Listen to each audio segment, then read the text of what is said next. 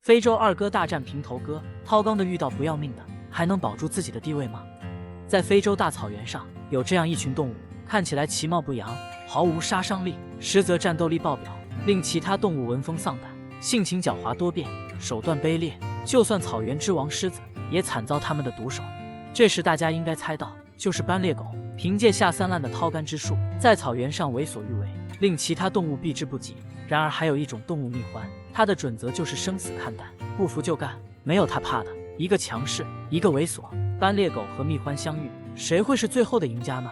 那么蜜獾有何优势呢？蜜獾江湖送外号平头哥，蜜獾的立身之本就是战斗，但是它们的体型并不占优势，成年之后体长也不到1米，体重在10千克左右，就体型来讲根本不占优势，可是却性格暴躁，头脑聪明灵动，敢单挑狮子，一定有独特的狩猎技巧。其实蜜獾之所以无所畏惧，是因为它的眼球构造特殊，会把其他动物看小，因此在它眼中，狮子、老虎等大型动物体型和自己差不多大小，因此就敢往前冲。就算对体型的误判，但是冲过去后毕竟要真打，最强的本领还是身体有极强的抗毒性，偶尔想改善伙食，就会抓几条黑曼巴结解馋。作为毒性最强的蛇，对蜜獾来说毫无威胁，就跟吃辣条一样轻松。因为蜜獾的基因特殊，具有很强的抗毒性和免疫力，黑曼巴的毒素在蜜獾体内就跟人类喝醉了一样高，摇摇晃晃，若是毒性太强，就会暂时晕倒，休息一会儿就能自己醒过来，不会有任何副作用。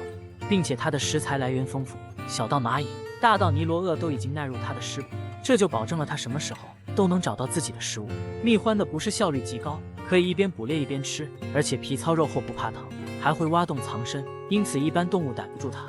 看完蜜獾，那斑鬣狗有何能耐在非洲草原站稳脚跟呢？斑鬣狗江湖外号二哥，是群居性食肉动物，体型和狗差不多大小，但是会更加健硕，能在非洲草原横着走。还要提起他那不入流的进攻手段，专门对准对手的屁股下手，堪称掏钢专家。他们可是把这项技术应用到炉火纯青的地步，嗅觉异常灵敏，靠食腐为生。但是这并不意味着只能捡食别的动物的残羹剩饭，在想吃新鲜食物时，他们也会自己捕猎，发现猎物后就会集体出动，围攻体型大出自己好多倍的动物，像狮子、大象等，体型如此悬殊，只能智取。这时就找到动物身体最脆弱的地方肛门，因为咬合力很强，只要被二哥咬住，必须撕下一块肉才能松开，所以其他动物被撕咬住后，只能乖乖送上肉，不敢反抗。作为一个机会主义者，不会轻易放过任何一次抢食机会。由于都是集体出动，就算是豹子、狮子等猛兽，也只能把食物让出来，群体分工明确。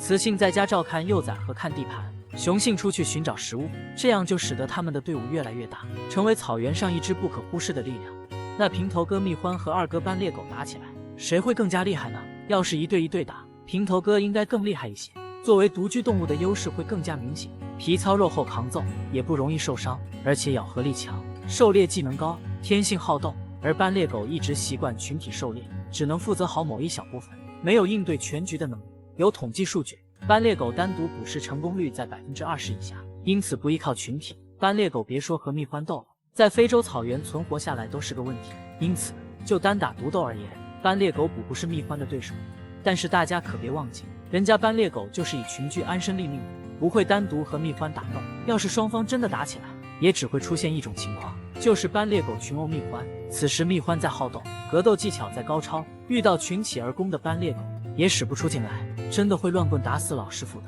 因此就算蜜獾在抗揍，毕竟是肉体繁生，也扛不住几十只斑鬣狗的撕咬，最后拼尽全力，也因为力量悬殊过大，难逃惨败的命运。因此真正打斗起来，蜜獾打不过斑鬣狗，毕竟人家可是团体作战。当然就算斑鬣狗最终把蜜獾咬死，也不会吃掉的，因为蜜獾的肉很难闻，除非食物极其短缺的情况下才会吃掉。这也是蜜獾敢在草原横行的原因，毕竟打死它不划算，肉不能吃还要耗费很大的能量。今天的视频就到这里结束了，你认为他俩谁更厉害呢？欢迎留言讨论，记得点赞关注。